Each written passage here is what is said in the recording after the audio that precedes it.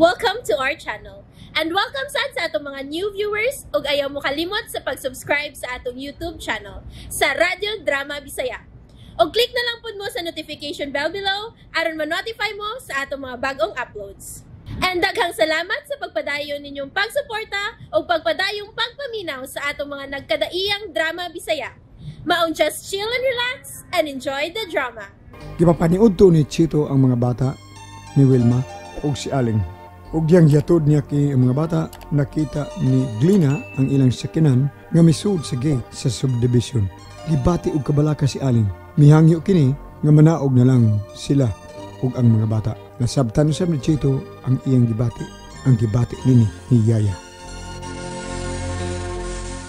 Sige na. Dali ka mo. Tito, sorry ha. Ingon manggod si Papa nga, dili mi miduol si Glina nimo. Mao ba? Sir, salamat gid kayo. Mupasabot lang unya ko nimo, sir. Nakasabot ko ng Aling. Sige. Masuko manggod si Papa, Tito, kung muduol minimo si Kuya. Way kaso, kids. Nakasabot ko. Nangaling. Oy. Ang pagkaon ni Wilma, ha? Ayaw kalimti. Oo, sir. Salamat. Okay, kids. Nangaling.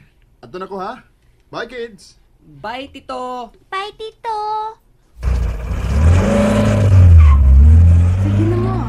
Magpadayon ta. Doon naman lamang ta.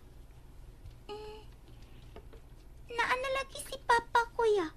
Ingon siya, mularga pa siya.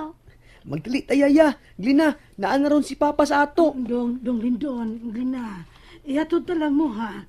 O kung tuan na tas balay, kamo nalay padayog saka. Ngano man yaya? Gihingin na nabiyak ko sa inyong Papa. Naibaw, nabiyak ka mo ni Ana. Naaman si Mama, Yaya. Dili man na siya musukot. Maglikay lang una ko, day. Kanang pagpauli ron ni Papa ninyo, kamura ang tuyo ni Ana. Mao nga, sekretuha lamang og sutis de Wilma, nga dili lang una ko mupadayon dito, ha, mga bata. Pero ayaw lang paglakaw, Yaya ko. Ayaw mi piyai. Sige na mo. Tuan na ron ang inyong amahan. Sige na, magdali tagdi na tana. Ako didala sa inyong butang. Kay bugat. Padayon lang mo. Din hilamang ko. Si Vic. Niya siya. Oo, ako magkasabot sa mga kipate. Gikulbaan ko. Ayaw ng mga tao din. Ako lang ang ni Aaron. Gihuwat ko ang mga bata. Wala kumabting ako mga anak dito sa eskwelahan. Mao nga milahos lang ko din sa kong panimay. Kung unsay pakigsultihan mo na ako karon. Andam kong mamati, Vic. Kung sige paabot mo nga kung pagkisultihan mo. Hinginlan ka. Pag-awawan. Di ka na madutlag ka-awaw, Wilma. Vic. Di na maihap ang imong mga sahab. Ay, kuking na din eh. Nagkong sayop ang sinugdanan nining tanan. Mga pagduda lang din mong tinuptan sa tanan, Vic. Usa lang kayon nga nakita ko ni mong mitumarok pills. Gihatagan na nimog na kong kahulugan. Gipagkasa na ko ni mo. Ikaw na, Wilma. Ayaw kong dadas yung paghilak. Dili ko gago. Nakailagan ako hangtod ang mga bata. Gibringwas mo. Ang yaya, may konsenter ninyo. Ayaw giangin sa nag-aling ug ang mga bata. Pa? Pa? Yan ang mga bata. Biyay may sulti. Dito ka sa kwarto.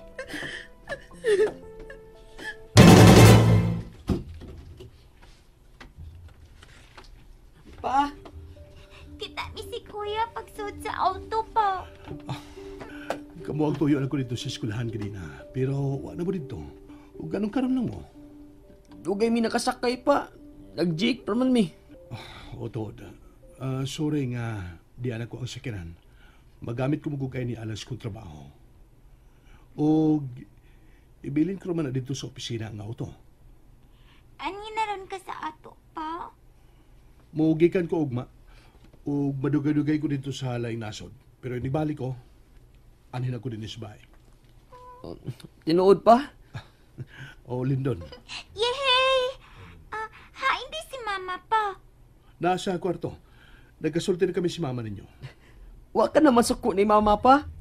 O, basta nagsulti na mi. Yun na, kisya ikaw pa ninyo pagpaingon din eh. Si Yaya. Hain siya. Nagpapilin dito. Pinahadlok man nimo. Ayaw lang siya papawa, apa. Dili mo sugot ni kuya nga muhawa si Yaya. Dinilang si Yaya. Sige, sige. Tungod din yung mga anak. Di ko napapawaon si Aling. Salamat pa. Sultihan na to si Yaya, kuya na. Nga dili ni siya papahawaon. Sultihan sab na ko si mama pa, ha. Ma! Ingon si Papa, dili na ko napapahawaon si Yaya, ma.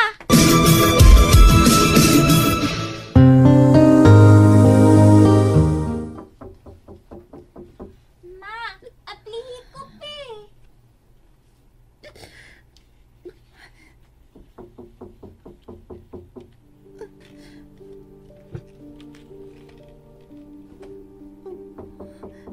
Di na ko napapawaon si Nagaling. Salamat. Ma, masod ko, ha. O, anak, kadiyot lang. Ma, ingon si Papa, dili na ko napapahawaon si Yaya. Nagkadungog ko na. Salamat. Wa na masako si Papa ni mo mano. Ingon siya, nagsulti na kuno mo. Oo, Glenda. Nya, ma, wa pa na mo sultihi si Papa. Nga si Tito Chito ang nagkatod na mo din eh. Nagsapot man mi si Kuya, ano dili masako si Papa. Wa sila mo sultihi nga nangaon mi si Tito sa restaurant. Kay gutom naman. Glenda, anak. Tuwa ka ni take out para imo, ma. Tuwa ni Yaya. Hain mo ni si Yaya ninyo. Hadlok man siya ni Papa. Nagpapilin lang siya rito sa kawas. Tuwa ganing akong bag. O, silang kipagigsultihan ni Papa ninyo. Ingon si Papa, matugay siya sa iyang biyahe abroad. Og inig-uli niya, ay siya nakunodayon siya sa ato.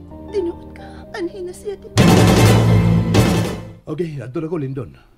Nagkikita lang ko ninyo aron magpahibaw. Ayaw ang inyong pagtuon ha, anak. O pa. Pa. Sure na pa ha nga. Inig-abot ni mo gikan sa biyahe. Ani ka na sa ato. O lagi. Tuod kaya di ko gustong malayo mo na ako na akong mga anak.